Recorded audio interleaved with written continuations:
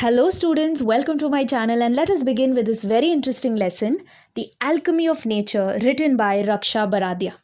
Now, the title and the word alchemy may be a new or a different word to some of you. Now, the word alchemy simply means a mysterious, a magical process of transforming things. So, when we read the title, it simply means the magical or the transformative process of nature. So, in this lesson, Raksha Baradia, she looks at different elements of nature like a flower, a beach, a rock, rainbow, and etc. So many others. And she gets to learn something from them. And that is what she's writing about.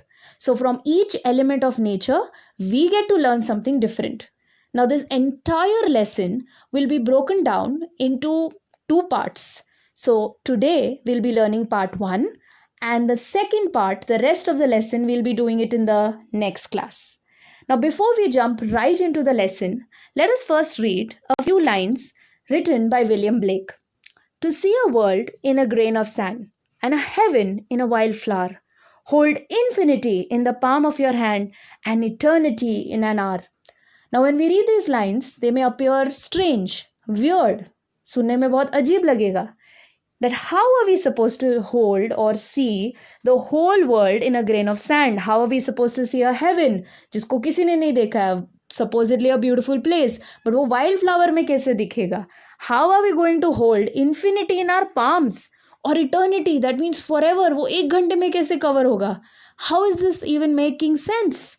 So let us first understand the meaning of these lines, because obviously these lines mean something really deep, really thoughtful. Something as tiny as a grain of sand can spark off an idea or imagination of huge significance to the world. One can witness, experience the beauty of heaven in something as small as a wildflower, derive joy forever. One only should have the eyes and the time to see it. Now, what does it mean? It simply means that some incident that could be very significant could lead to something really great. Now, I'll give you an example of Sir Isaac Newton. Now, as you know, this story, or maybe you've heard of it somewhere, that people believe that he was sitting under a tree. Some people say that he had visited a farm, and that's where he saw an apple fall from a tree. And then he started thinking, he started observing what happened, how the apple fell from the tree, why it happened. And that's why we have the theory that we study about the law of gravity, right? Now, Sir Isaac Newton observed something, that is an incident which could have been insignificant to anybody else. वो किसी और के लिए नहीं important होता था. But when he saw it, he started thinking about it in a different way, which led to him changing the world, right? An incident as small as a grain of sand led to something really great. Then we notice a wildflower. Now, when we notice a wildflower, some might say that, ma'am ठीक ठाक दिखता है, ma'am हमें खास नहीं लगता है, we feel it's beautiful but it's okay. Now you see it the way you want to see it, right? That means we notice beauty in things only when we choose to do it. Beauty lies in the eyes of the beholder. This is how I can say it in the simplest language. That means we see the beauty in things only when we want to. So the poet tells us that if we see beauty in a wildflower, we derive joy from it. What are we doing? We are searching and seeing happiness in the simplest of things. Now, in the next few lines, when he spoke about holding infinity in the palm of your hand and eternity in an hour, what did he mean? Infinity is endless space, but your small palm can hold the destiny of earth through your efforts. Eternity is endless time, but just an hour in your life can make a difference to the world forever. What does this mean? In simple words, great deeds can surpass, can go beyond the limits of time and space. They never die. Now, when I talk about great deeds and that they never die, they surpass, that means they go beyond the limit of time and space. If I talk about Mother Teresa, now Mother Teresa is someone who is remembered for her wonderful kind deeds, right? Helping so many children when she was alive, and her missionary, and how she worked so much for the poor people, right? When we talk about her right now, if you don't know about her, maybe you'll go on Google and you'll search about her. I doubt that you don't. Most people do know about her. Now imagine 10 years down the line, if I tell people about her, they will know about her. 20 years down the line, yes. 50 years down the line, yes. 60 years down the line, yes. That means we will always remember a person for the wonderful and great deeds that they do. What they do will be remembered for generations and generations to come. We don't forget what a person has done, especially when a person has served humanity. So whatever that you do, whatever work that you do, efforts that you put in, make sure that your work is so great that the purpose behind it is to serve people, so it will be remembered beyond the limits of time and space. So this is what William Blake is trying to tell us. Now moving ahead. We instinctively, that is very naturally, turn to outdoor activities and nature as a way of relaxing and enhancing, improving our well-being. Nature soothes, that is calms, and nurtures, cares, nature fulfills and motivates. Now, when we read this line, we get a very good introduction to the lesson and we understand how nature is extremely vital for us. Now, when we talk about living a life in a crowded city, बहुत बार ऐसा होता है, adults say run from their jobs, then back to their house, then get all the work done at home, then again go back to their office, then complete the work over there, deadlines होते हैं, meetings होता है, they live a very busy and hectic life. In fact, when we talk about school life also, there is a possibility, it gets quite hectic on some days, right? That you have your tests, you have your assignments, you have a lot of completions and submissions. Now, when all of this gets very hectic, what will a family do? They usually will go for a vacation, right? Summer holidays, April, May, most of the time you'll want to plan a holiday to a beautiful destination. A destination where you could see the mountains and the valleys and the lakes and the rivers, where you see the beauty of nature. Now, why is this so important? Why is it so important to go to a place where you're not surrounded by trains and traffic and honking, right? This is not something that we want during a vacation. Because when we are surrounded by nature, it naturally, instinctively calms us down. It brings us to a state of relaxation, to a state of rejuvenation. It refreshes our mind, resets us, right? After we come back from a vacation, how do we feel? Do we feel as if बहुत stressful काम किया vacation पे जाके? नहीं. We come back with a very relaxed mindset. And that is why we go to a place that is surrounded by natural beauty. Now moving ahead. Nature whispers and commands. Are you listening? When I do, it leaves me in complete awe. Now this is Raksha Baradia and she's asking us a question over here. What kind of a question is this? First, let us understand nature whispers and commands. Abhi, what do you mean by whispers? Now whispers ka matlab hai when we hurt nature, which we are doing, right? Human beings are harming nature. Nature will whisper in very subtle ways. In subtle climatic changes will tell us that you're hurting us. You're hurting the environment. You're hurting the planet. When we don't listen, so nature commands. So that's when we have natural calamities. That's when we have disasters. Are you listening? Now, what type of a question is this? This question is a rhetorical question where the answer is not expected. Are you listening ka matlab hai we are not listening to nature. For example, I'll give you another example of a rhetorical question. If you are in a classroom and you're talking to your friend while the teacher is explaining, now you're not supposed to do this, but agar kabhi aisa kiya, and the teacher looks at you and she's looking at you and she questions, and her statement is, why do you have to talk while I'm explaining? Why do you have to talk while I'm explaining? Now this is a question, but will you reply back to the teacher and say, Miss, we have to talk because we don't want to listen? No, right? Obviously not. You will not reply to this question because this is a rhetorical question where the teacher is trying to tell you that don't talk when I am teaching. So here, are you listening? A rhetorical question, which means we are not listening to nature. When I do, she says, it leaves me in complete awe. That means a great amazement for nature and great wonder for nature. That means when she pays attention to what nature is trying to tell her or human beings, she is left with a feeling of awe. That is amazement.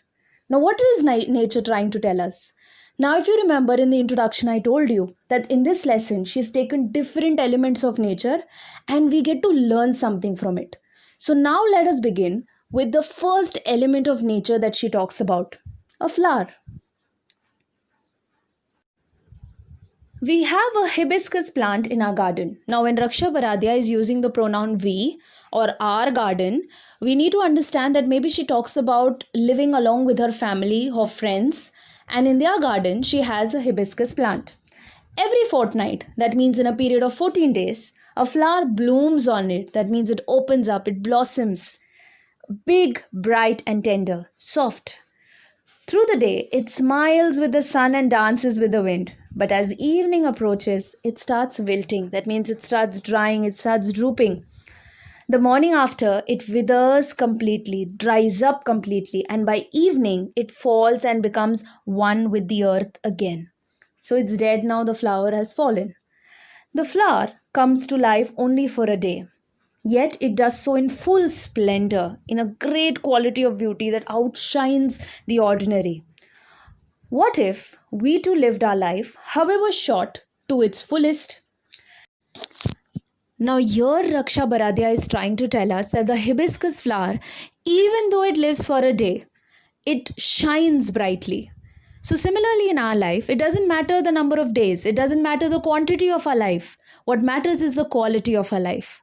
What matters is whether we enjoy each and every moment of it or not. Whether we are in a traffic jam, whether we are waiting in a line, whether we are standing on the road waiting for a taxi. It doesn't matter where we are.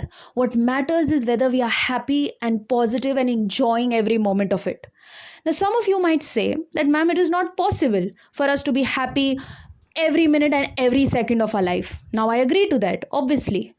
But imagine a person who lives maybe till the age of 90 or 100, and all throughout this person's life, he has been angry about something, towards someone, he's been negative. What kind of a life this person has lived? A very miserable life, right?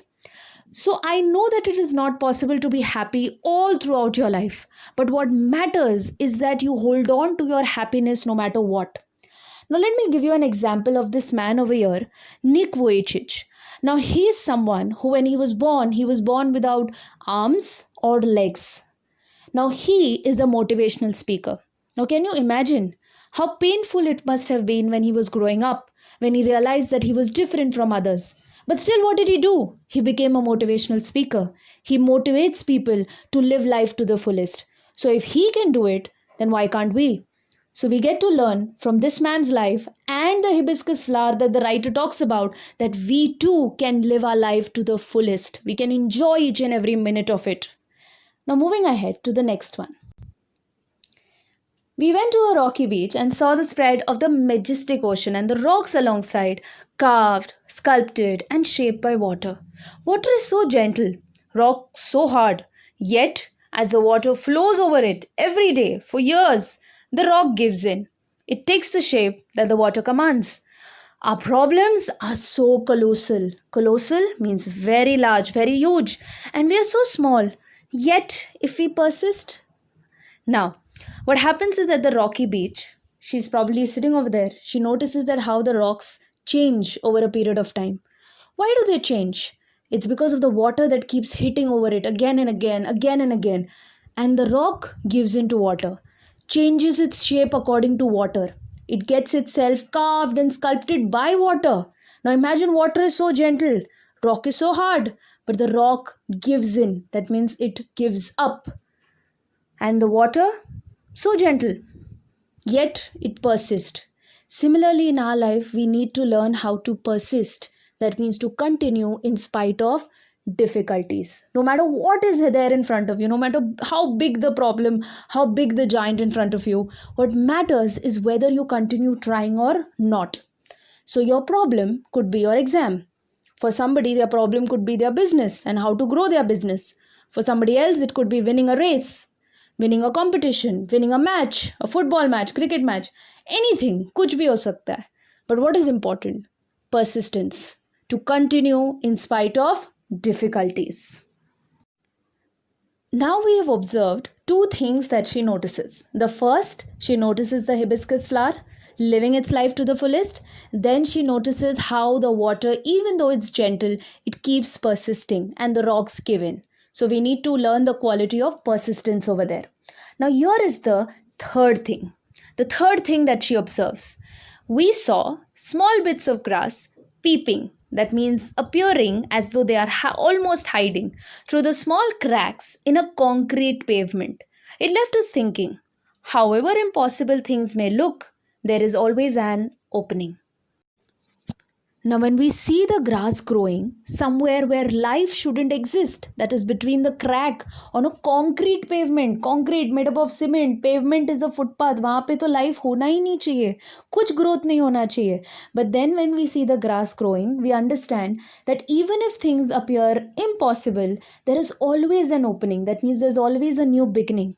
So, if we talk about some famous personalities who went through some really big crisis in their life, if we talk about Mr. Amitabh Bachchan, who went through a phase in his life where he was almost bankrupt, he was about to lose everything, but then he got the chance. When things seemed impossible in his life, he got an opening, a new beginning, and he started working for KBC. So, what do we learn from this?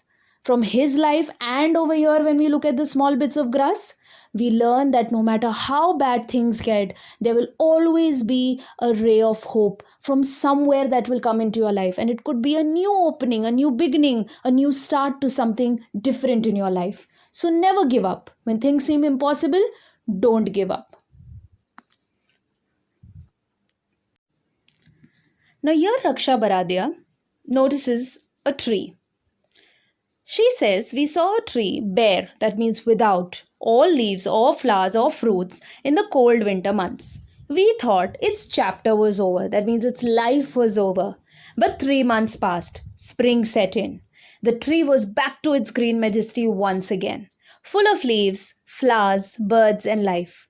What if we too had the conviction? Now, conviction means firm belief that however difficult things are right now, it will not remain so forever. Remember, this too shall pass. Now, Raksha Baradia, when she notices this exact same tree that appears to be different in different seasons, in the winter season, उसके ऊपर कुछ भी नहीं था, no leaves, no flowers. And जैसे ही spring season आया, it changed. There were leaves, flowers on it. Now, what changed over here? Did the tree change its location? Did it change its own soil? Obviously not. The season changed. That means in our life too, every season that we go through, such as seasons of darkness, situations or circumstances that are problematic, seasons of discouragement, seasons of waiting over something, all these seasons will pass. Now let me give you a story to understand this. A story of King Akbar and Birbal. Now one day, King Akbar called 2 people in his court, and one was a happy man and the other was a sad man. And just like always and almost in every story, King Akbar loved giving challenges to Birbal. And he told Birbal that you have to do something or say something after which the happy man should be sad and the sad man should genuinely be happy or have a smile on his face. Now Birbal loved a challenge. And he immediately went to the happy man and he went to the sad man and he said something. And after some time, almost immediately, the happy man looked genuinely sad or worried. And the sad man had a smile on his face. Now King Akbar was amazed and he asked Birbal, "What did you say?" And Birbal replied, obviously now the story is in Hindi, so he said, "Ye waqt bhi beet jayega." This is what I told both of them. Matlab, this time too shall pass. So the happy man, after hearing that his happiness or his season of happiness will come to an end, and he became sad. And the sad man, after hearing that this season of sadness will definitely come to an end, he had a smile on his face. That means every season that you go through in your life, it's temporary. That is what we get to learn from this tree. Now, we come to the end of the first part of this lesson. As I told you initially, we'll be doing this lesson in 2 parts. The first part has come to an end. We will continue with this lesson in the next video. Thank you so much for watching. If you have any doubts, please type it in the comment section. Bye-bye. Keep smiling.